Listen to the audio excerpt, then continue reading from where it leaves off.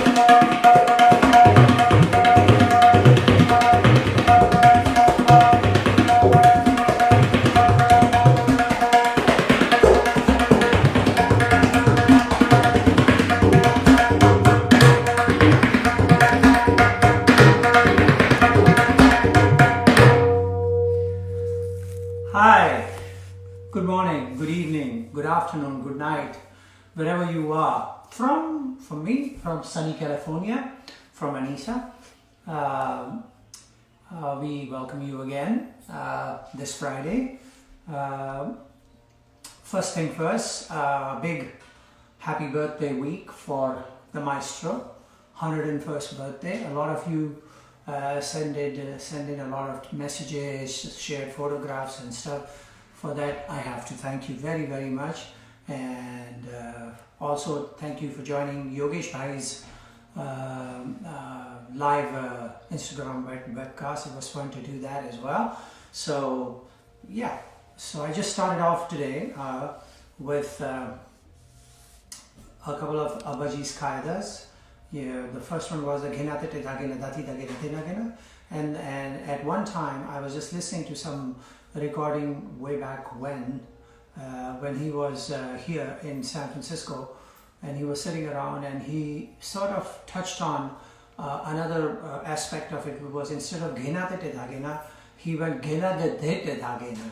So Ghena Dete Dagena, then Dagena, Kena Dete Dagena, then Dagena. So I thought that was interesting because it requires the Baya to get involved a little bit more, because it's an interesting combination of Ghena, Dete Dagena, and in variations it requires a little more concentrated focus on the Baya. So that was that. And then of course the famous Dadaka Dete Dagena Dagena. Interesting thing for me is that a lot of the time we do Vistars, variations, Paritas of the Qaidas, and what we do is we do the Vistar for the first part of the cycle, and then we repeat the theme as the second part of the cycle, and so thus lengthening. And so and then later on we climb into the second part of the cycle as well and start creating little improv areas in that as well. So that's what I was doing with with the theme appearing later and variations appearing in the front part of it. I usually don't do that. I usually try to keep the variations once they begin, then that's what it is. I don't return to the theme. I just keep going forward. But today I just decided to do that, giving myself a little more time to get prepared for the next variation. So it's a good, ploy to be able to keep repeating the theme after every little variation you make, so that it gives you time to think about what the next variation is going to be. So that's one thought. The other thought, the last time when I was talking about the Baya work, we talked about Gudai Maharaji, Pandit Shanta Prasadji's Baya, we talked Kishan Maharaji's Baya. Then I mentioned that I like to follow both the routines and try to combine them in the way I play. That came to me from watching my father, because he automatically had this big maidan for him, and he dug in and played in that manner. He didn't do slides, so that's the one addition that I have made. So when I'm playing so in the fast it becomes, so it's interesting.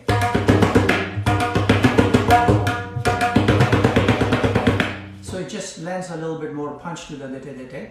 So that happens, but I also do.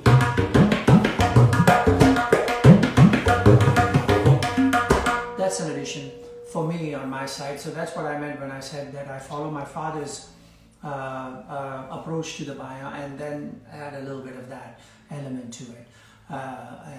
The little slide or some stuff like that, trickery for me. So anyway, that said and done, I'd like to now invite, Kathak dance diva, my dear wife, my most better half, over here to join me to talk about dance and its relationship with Tabla. Hello, Antonia Ji. Whoa, that's a good one. So everybody say hello to Antonia Ji. Antonia Ji, say hello to everyone. Yeah, your phone. And we are adjusting the frame a little bit so that we can both be in it. One thing about Instagram is that it requires you to be, in this little pocket frame, and so if there are two of you, then it gets a little bit tight. So anyway, that happens, but it's fortunate for us, we are used to closeness, so that's great. While we are at it, while this is being set up and organized a little bit, I wanted to shout out or request to those of you who are watching and are a little bit more enterprising, and you guys take the whole piece of music and you post it in your website where you have subscribers and stuff. YouTube channel. And your YouTube channels. I would request you to first get the permission of the artist whose video you're posting in your YouTube channel. Not just presume that you have the right to do that, because this is their hard-earned material that they worked most of their lives to organize and then present it to you in the best way possible. And you just kind of grab it and take it away and throw it onto your YouTube channel, and they don't get a chance to be able to create their own YouTube channel or monetize it in some way, while you in some ways, in a minuscule way, do flourish monetarily in this, and that I think is a little sad.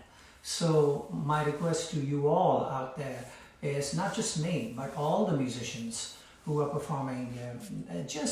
I'm sure if you ask a musician, may I post? I don't think they will say no. But it is just good practice to be, and good protocol, to be able to give the musicians their due and the respect that they deserve by just asking them. And that's all it is, just ask, and then it's done. So I'm asking Antonia Ji to join me, and we will talk about, what are we going to talk about? You got to turn this way. Okay. Thank you very, very much. I think the red looks beautiful with the black. Kya baat. I know. Kya baat. So, may I thank our daughter Anissa I would like to, I know you've already, for she spearheaded this entire thing. Yeah. She's organized it every week, it's better. She's gotten different equipment, and I just need to express my appreciation. Absolutely. I will join in the appreciation gang myself, so that's good. So, question. Yes. What's interesting for me is that you studied with Sitaraji, and Sitaraji was also getting some training from my father. So there is this triangular setup that works. So compositionally speaking, what does a Kathak dancer look for when it comes to accompaniment from a tabla player? No, a lot. Oh well, A lot. in a nutshell, give it to me in what, 18 words? I think presence more than anything else. I think when you say you've got to be a good listener, it's compounded. You've got to be a good listener. You have to listen to the compositions, the song, the nuance you have to understand, and the poetry, and you have to be a good looker, watcher, someone who's watching the dancer. In that moment. I think that the best Kathak we've seen, the great dancers of our time, they're spontaneous. They're in the moment. They're not. There's great choreography, great memorized choreography. We know that. But I think, with Kathak, you want to see that spontaneity. You want to see the improvisation. You want to hear it. You want to see it in the abhinaya as well. Yeah. You want to see in the bhav. When someone's telling a story, there's something that Rumi once wrote in his poetry. When you see a storyteller, know that a house is being destroyed. Every time you're getting something new. Every time the house is, maybe your notions are being destroyed. So anyway, that's a very mystical thought. But with Kathak we know, I think that what really one of the things that bonded me with Obaji was knowing that as a boy, he was intrigued by the theater companies, the dance theater companies that were coming to the village, right? Yeah. He was particularly interested in the tabla player, of course, we know that, but he acted.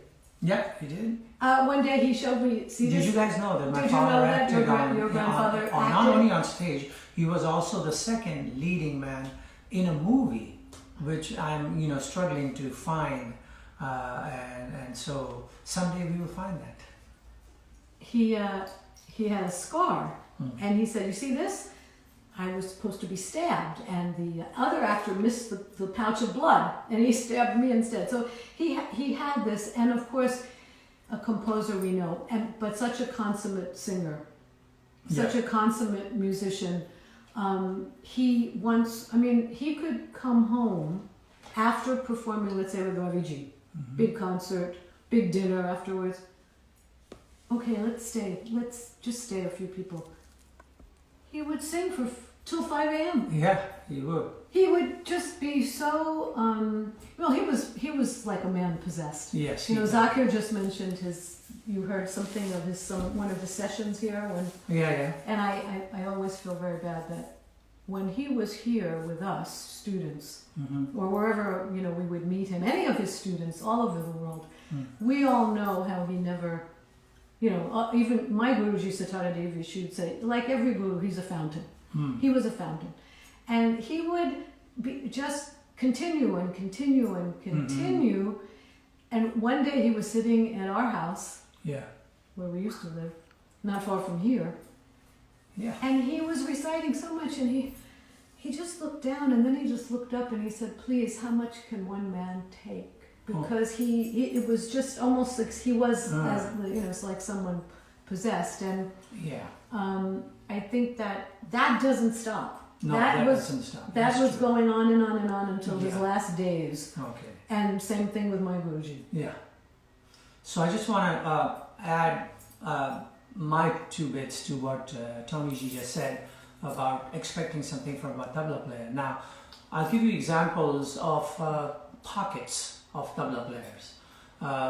In the 60s, 1960s, 1970s, even and up to the mid 80s or something, there were pockets of tabla players. There were tabla players who were well known as accompanists for dance. Then there were tabla players who were well known as accompanists for vocal, and others who were well known as accompanists for instrumentalists, and others who were soloists. There were very few tabla players, you could count them on your fingers, who could excel in any one of those areas of music. And that was considered something very unique. There were only few, like my father, Pandit Kishan Maharaj, Pandit Shanta Prasad ji, Ustad Karamatullah Khan Sahab, Ustad Zakir Hussain Khan Sahab, where was I going to go? Pandit Anokhe Lal ji, Pandit Sharda Sahai ji. These were people who were very Ustad Nizamuddin Khan Sahab, who excelled in all of these areas. And so the reason for that was most of the tabla player who were vocalists, who were playing for vocal, day in and day out, they were just hanging out with them. They were listening to them in their houses and at their practice sessions, and were always around with them. So they were able to judge frequently as to what is needed from them, because they had heard it so many times and they had been through that process so many times. Similarly, dance, myself included, I hung out with dancers in a way that I went to dance classes, I accompanied, I practiced, I played teka, all that. And what happened with that is that I was watching them compose their items, do tumris or, gat paltas and so on, and was accompanying them. So kind of getting an idea of what kind of rhythmic involvement is needed from a tabla player. And so I grew up doing that, and therefore there were a lot of tabla players who specifically were that. And then of course for instruments, same thing happened. And but these days it has all changed, and this is where is an advantage for you listeners as tabla players, because you have videos to watch. You can not, I mean, there's no need only to listen to the audio of, say, Birju Maharaj's performance, or Durga Lal Ji's performance, or Sitara Ji's, or anybody's performance, but it is more important that you watch a video of those performances, and then you see how the relationship between the tabla player and the dancer develops, the kind of patterns, phrases are being used by the tabla player to amplify the movement, and that's very important. And that brings me to this other point of syllables, language. I mean, the Kathak has different, like tat tat thai, tig da dig dig thai. Now we have digger, we have tat, we don't have thai, we have da. Yeah, how do you play thai? So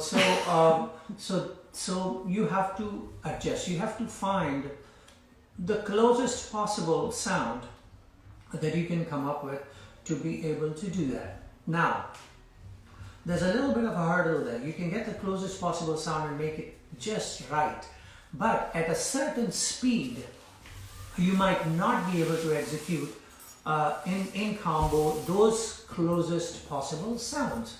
So when that happens, you have to just, play the length of the phrase and the actual sonic pattern that happens.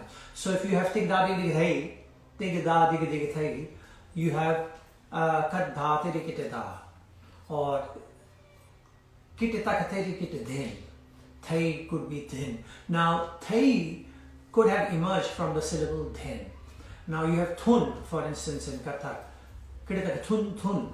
So I mean, we all know that Kathak was very dominant in Lucknow at a certain time in the 1800s, and the Lucknow Gharana Tabla was based there. So a lot of give and take happened with Tabla and Kathak in that area. We also know that the Tabla players from Banaras studied in Lucknow and took that style to Banaras and created their own idea of how to execute all that material. And so therefore the dance schools also traveled, and we know that a lot of Banaras tabla players were well known as accompanists for dance, and that also is because between Lucknow and Banaras there were a lot of dancers who emerged and gradually moved to other parts of India, like Lakshmi Maharaji, Shambhu Maharaji, Achan Maharaji. They moved to Delhi and Mumbai and so on. So that happened. But stuff like thun thun, I mean, what do you do with? So if you have kitata thun thun na teta, right? So you can play it. You can do that. But what happens when you're playing fast? It's a little hesitant, it's a little tight. So in that situation, you find the closest, smoothest way of doing it. What I do normally is, instead of I do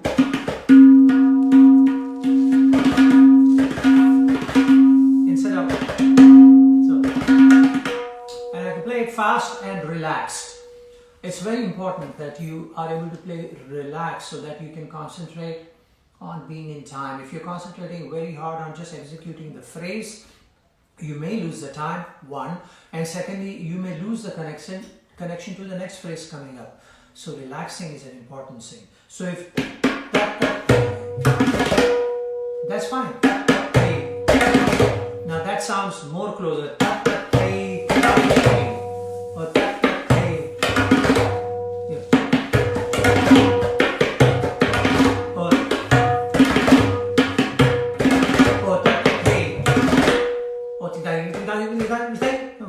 What do you do there? That's a little hesitant. So you switch. So that, instead of that, you can do that. Or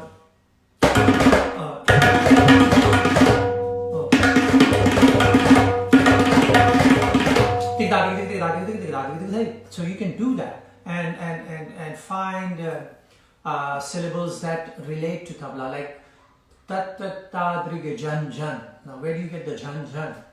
You have to realize that it may have emerged at some point from a pakhavaj dhin dhin dhin dhin dhin dhete dhete dhagete kridate kridhin dhin.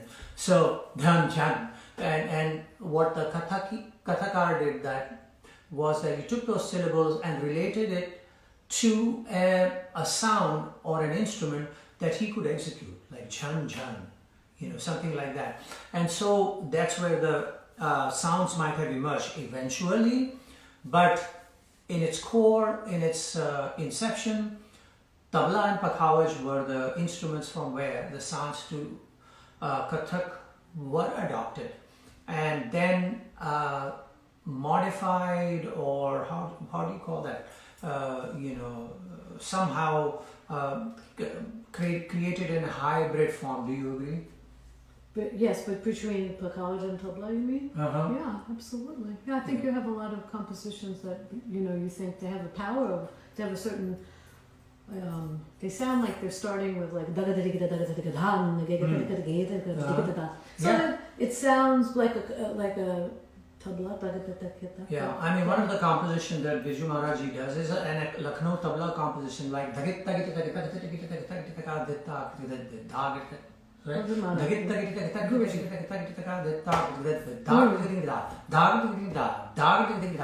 Now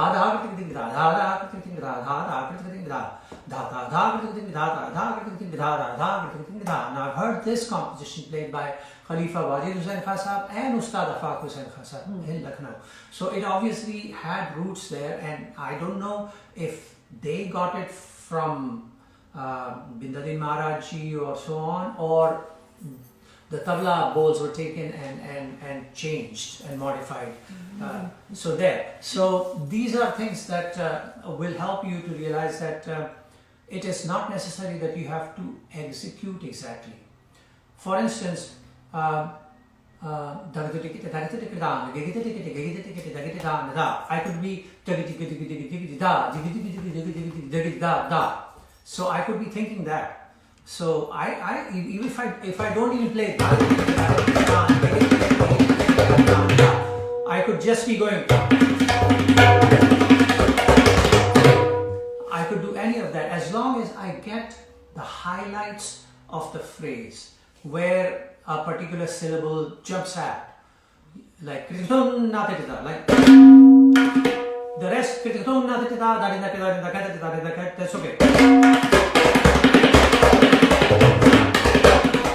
You know, so I can fill it in with whatever I can imagine at that point, as long as I get the salient points of a composition. And that is very important for a dancer, to know that you as a tabla player are with the dancer and you're not going in two different directions. So that's important. When you watch the videos, and I'm sure you'll agree with me, you will see the bhav element, the expression, and how the accompaniment is. Like for instance, if the gat is being danced, now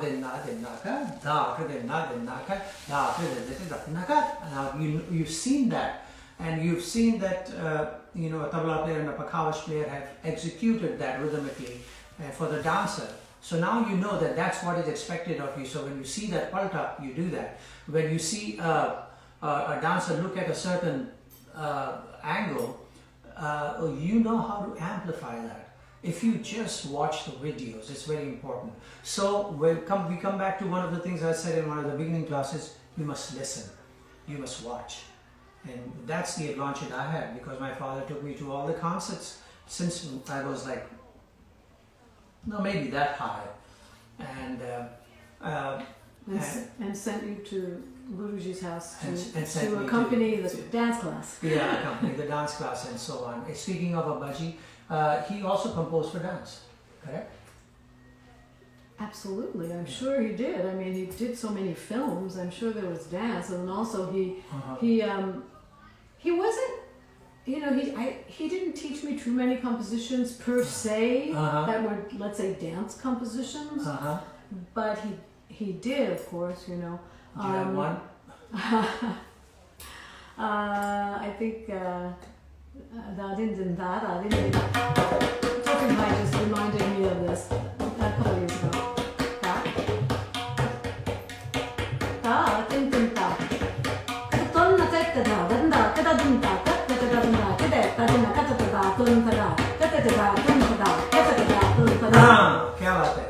So that's, you know, obviously original was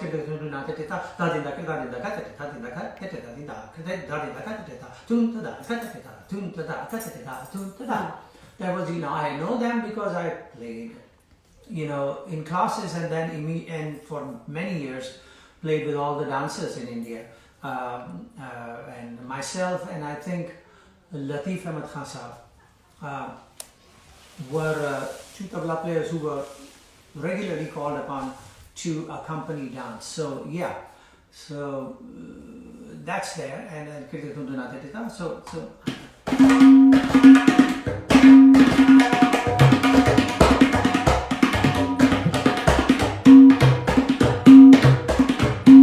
now there is one thun, one tune can be executed, but is a little tough, and there are many variations of these compositions. I think Abbaji also taught you something to do with Bhataka Tunga stuff. Abbaji had a composition that was very kind of, was in Tisra Jati, and he did it in, he liked to teach in Vilumbit, and the reason, all you tabla players and musicians know the reason for that, dancers, because if you learn in Vilumbit, then you can dance in the different tempi live. So this was in Tisra Jati. So, you know, but so it how I can do it because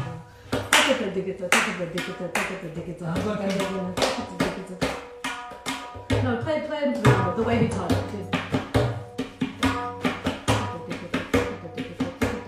So he said, Katakatunga beta, right? I do Katakatunga. Katakatunga, Kadagidigida, Kadadanda, Takida, Takatunga, Takita Taka, Tatakata, Dadigan, Tate, Tatate, Katate, Tatate, Kate, Tate, Tate, Tate, Tatate, Kate, Tatate, nice. So very beautiful, absolutely, So. and beautiful to dance. And I've had, you know, great accompaniment from you on this score, and others, of course. Abbaji was about, you know, I just wanted to say one thing about studying with Abbaji. When I went to study with him the first time, and I was, you know, kind of a neophyte Kathak student, he just, the first thing he said to me was,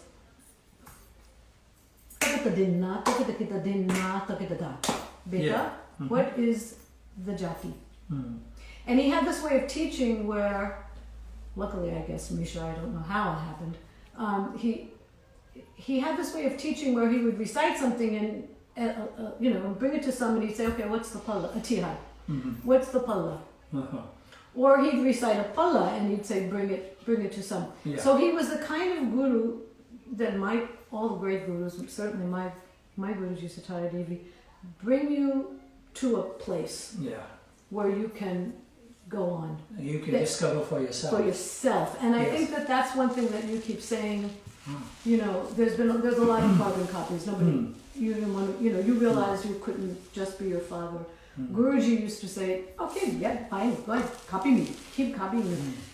But she wanted, I think the gurus want you to go on to express yourself, to discover more. And that's why they kind of keep taking you, you know, like a child. You keep taking the child and leaving the child there, discover a little more. Not in danger, but in safety. Yeah. So, you know, they're always there to correct the navigational route for you. Right, exactly. Yeah. And Abbaji also would say to me, and my teacher, of course, is a great kathakar. Absolutely amazing. I wanted to ask you something about that, though. One sec. But Abbaji once said to me, there's no dance without bhava. And, you know, it was interesting because he was this great laikard, and he thought he would be, you know, wanting to know about, I don't know, great footworks or tihais or, you know, dancing in different tals and all that. And he he made it very clear. When you accompany shlok, kavit, you know, we've listened to you, like you kind of channel, talk about Kishan Maharaj's doing Ganana, No. When you do that, you know, let's say Katta duganana tuntada, chamakata chapati dami si damakata karaga kappara chamakata. How do you play all those words? That's what I was saying earlier. You play the closest, and if you're not able to remember some of the words, you fill it in rhythmically. You rhythmically fill it. As long as you're rhythmically filling it in, the tempo is there, the lay is there, and then you catch, you know, whatever phrases that you do recall that on the 9th beat of the second cycle there was this one little durge. So you do that, you know. So would you play durge? You just play. Yeah. I mean, you would play closest possible thing. And so that's what you do. You let the dancer know that you're with the dancer, and so they can feel comfortable in just being able to dance, as opposed to worrying about, is my accompanist following me or not, or is the tempo correct or not, or anything. Now, do you kind of feel as a tabla player when you're accompanying a dance concert and you've got the musicians and the singer and everyone's there, do you kind of feel like the catcher in the infield, that you've got to control this whole thing? Do you think that don't you agree with me that the best singers also are following the dancer, and that you don't need to? Well, that's the thing. I wouldn't say best singers, but I would say the singers who grew up doing that. Okay, I mean there are Lera players. Best singers for dance, I mean. Yeah, there are Lera players and singers who have spent 70% of their time in the dance classes, or with some dance teacher or something, or some dance maestro accompanying, or them, and so they have developed this inner kind of beacon that ties them into what the dancer is doing. And when I have seen this, there used to be a harmonium player named Hari Shankar and a sitar player, I'm forgetting his name, who were playing with Maharaji, Birju Maharaji. Birju Maharaji didn't even have to prompt them. I mean, he would just look at them and they will know, okay, I'm supposed to go to that line. Guruji too. So that happened. So, but lately, in the last 20 years or so, because of travel and baggage restrictions and stuff, a lot of the dancers don't bring their particular core of musicians with them as much as they used to, and they pick and choose from wherever they have arrived, who can play harmonium, lera, and so on. So now you find them trying to, conduct as they are performing. And so people like me and there are other tabla players also end up trying to keep the band together in line with what is required with the dance. So this happens these days a lot, but in the old days, no. I mean, everybody traveled by train. So, and Kathak dancers had like 5-6 musicians traveling with them, and they would perform, and everybody knew what was going to happen. And of course, apart from the upaj and ladant between tabla and the dancer and so on, all the fixed compositions and the tumris and gatpaus, they had an idea if like Birju Maharaji or Sitaraji were going to do peacock, they knew they had to go to Megh or Malhar. And immediately they knew that that's where they were supposed to head. Whatever lera they were playing, they just segue into just to create that atmosphere. So that's the thing. That's very important. And that comes from watching. That comes from hanging out with the said kind of style of music. And so by all means do that. I have to, on your behalf and myself, thank Tony G for being here. I'm sorry, we just scratched the surface, but of course we scratched the surface. I would like to give a big shout out to all of my fellow dancers. We just had International Dance Day. Oh yeah. Which actually was started on April 29th many years ago, actually, Mm-hmm. maybe about 40 years ago, I think, Mm-hmm. for someone whose birthday is also April 29th, Azerbaijan. Mm-hmm. Is a French dancer, choreographer. Gee, now his name now escapes me. Jean-Georges.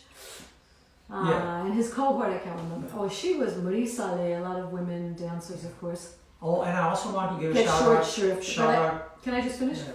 One of the things, what he did, he took the dance, ballet, he was at Paris Opera, out of it being this spectacle, costumed, not quite, they wore masks. He went back to some old Latin texts of pantomime, which really moved him, and he said, take off the masks, there we'll find passion. And his work led to the great narrative ballets in the West. So I think that when we have such a great art form as Kathak, and I think that we should do as much as we can. It's an incredible dance, theater, art, music, art form. And I think that Zakir grew up with it. And I'm fortunate to have been, with him for so many years and to watch his process. And I think that playing with all of the dancers that he has since his childhood has done him in very good stead. Thank you very much for the plug. Shall I just move over? Can I just move over? All right, so I just want to finish with a little, a few compositions, and some old stuff that I first learned from my father. I think he was in the mood of small compositions at that point, and I got some of those, and we all got them, and there were variations of one basic theme, right? So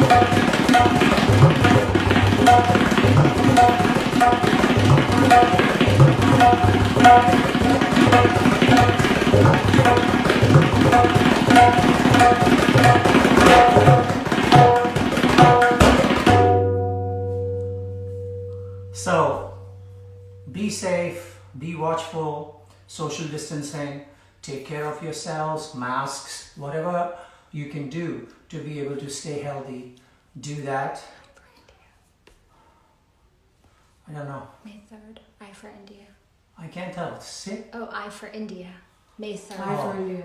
Oh, and I shared with you a little Instagram thing about this event called I for India, which is taking place. There's a lot of us musicians from India who have contributed a little piece, a performance that is going to be done on Facebook, I think on May 3rd. May 3rd, and please come on, join and watch, and if you can contribute, this is to support the migrants and you know, the poor people who are suffering a lot in India with hardly any money or any kind of support to be able to survive, and so this long many hours of event is going to take place, and we are going to request all of you to be able to contribute and help as you know, these unfortunate people to get through this very terrible plight that they are going through. So May 3rd on Facebook, I for India. Please join us.